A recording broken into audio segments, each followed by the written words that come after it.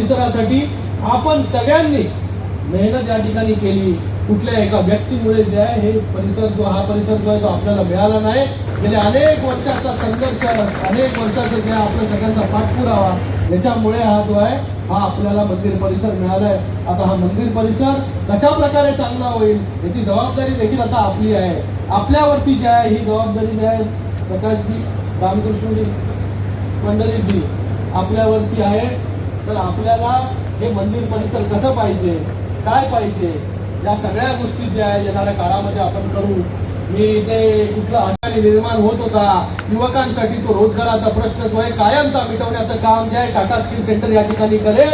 200 कोटी रुपये खर्च करून जे आहे ऑटोमोबाईल मध्ये जे गाड्या बनतात त्या गाड्यांमध्ये ज्या गोष्टी म्हणजे